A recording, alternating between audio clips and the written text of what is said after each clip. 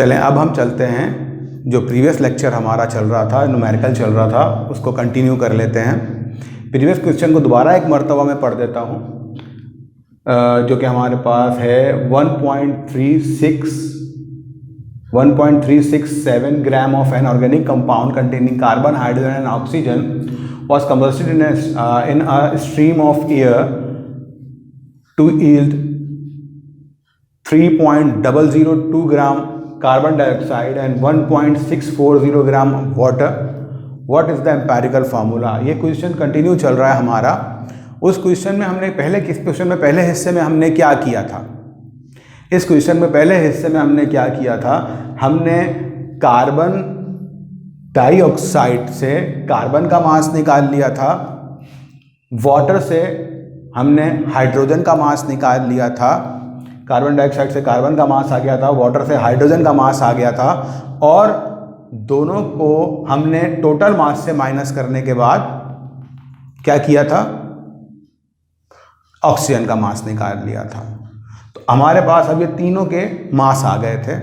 अब जब तीनों के मास आ गए हमारे पास, तो इन मास से हम क्या करेंगे?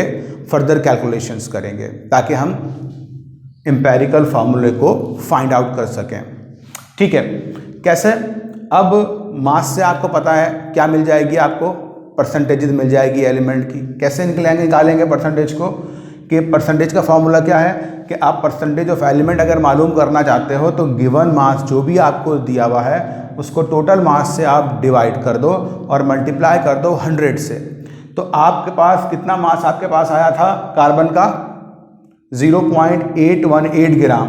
तो 0.818 ग्राम को आप टोटल मास से डिवाइड कर दोगे, तो फिर मल्टीप्लाई करोगे 100 से, तो ये डिवाइड होके जब 100 से मल्टीप्लाई होगा तो कंपाउंड में कार्बन की परसेंटेज आ जाएगी कि कार्बन कितना परसेंट मौजूद है? 59.8% मौजूद है। ठीक है, अब कार्बन के बाद आपको किसकी परसेंटेज निकालनी है? हाइड्रोजन की परसेंटेज निकालनी है। हाइड्रोजन की परसेंटेज निकालने के लिए आप क्या करोगे? वही काम करोगे, हाइड्रोजन का mass divided by total mass multiply by 100। आपके पास किसकी परसेंटेज आ जाएगी? अब इस हाइड्रोजन की परसेंटेज आ जाएगी आपके पास।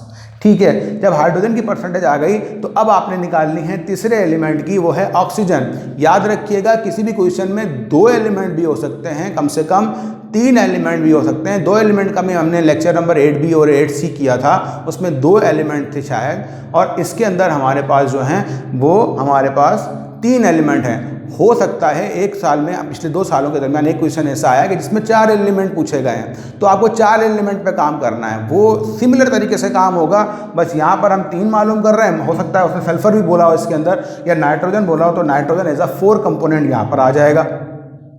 ठीक है, तो इसमें कोई बड़ी बात नहीं होगी, कोई चेंज करने की जरूरत नहीं है, ज़्यादा काम बस इसी तरीके से होगा, बस एक स्टेप यहाँ हर स्टेप में बढ़ जाएगा।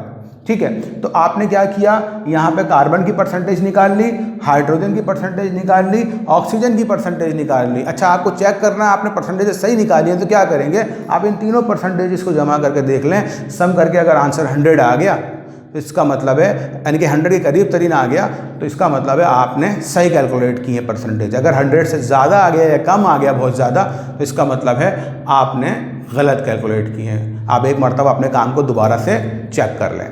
ठीक है, अब इसके बाद जब आपको परसेंटेजेस मिल गई तो अब आप फर्दर आते हो मोल रेशो कैलकुलेट करने के लिए। वही स्टेप दोबारा रिपीट होना शुरू हो गया।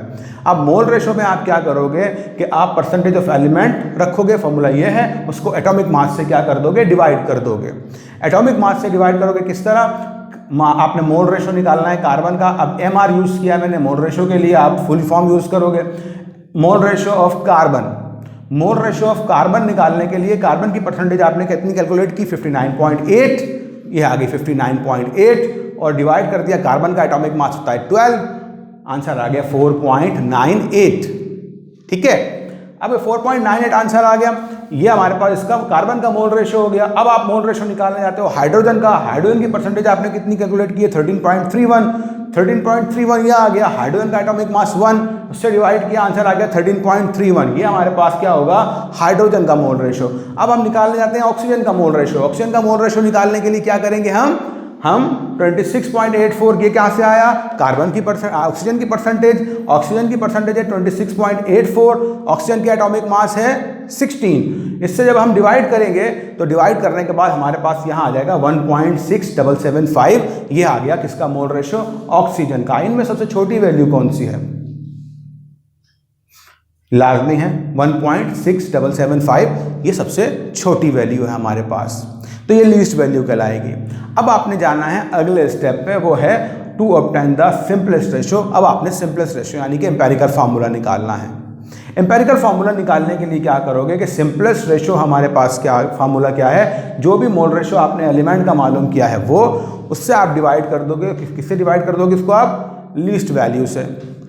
ठीक है, जब आप इस लीस्ट वैल्यू से डिवाइड करोगे तो यानी कि कार्बन का आप सिंपलेस्ट रेशियो निकालने जा रहे हो, तो कार्बन 4.98 इसका मोल रेशियो है, वो आपने रख दिया, और लीस्ट वैल्यू जो है 1.6775, इससे आपने इसको डिवाइड कर दिया, आपके पास तकरीबन आंसर आ गया 3। ठीक है, फिर आपने क्या किया, आपने हाइड्रोजन का सिंपलेस्ट रेशियो निकालना है, तो आपने क्या किया 13.31 को डिवाइड किया 1.6775 से अगेन, फिर आपके पास आ गया आंसर तकरीबन 8। फिर उसके बाद आपने क्या किया, आपने मालूम करना simplest ratio of oxygen. Oxygen के लिए आपको जब ऑक्सीजन का आपका मोल रेशियो है वो कितना है 1.6775, इसी को इससे डिवाइड कर दिया तो आंसर आएगा लाजमी 1। तो आपके पास कार्बन कितना आ गया 3, हाइड्रोजन आपके पास कितना आ गया 8, और ऑक्सीजन कितना आ गया 1। ये आपके पास हो गया इसका एम्पेरिकल फॉर्मूला जो आपने कैलकुलेट करना था। बात समझ में आ गई, क्लियर है। तो ये एक और तरीका है जिस तरीके से एग्जाम में पूछा जाता है क्वेश्चन, ये मेथड है। तो कोशिश कीजिएगा कि जो मेथड है उनको अच्छे तरीके से समझ लीजिएगा, क्वेश्चन किस टाइप से पूछे जाते हैं। ठीक है, इसका एक और टाइप अभी रहता है, उसको हम नेक्स्ट लेक्चर में करेंगे। Thank you.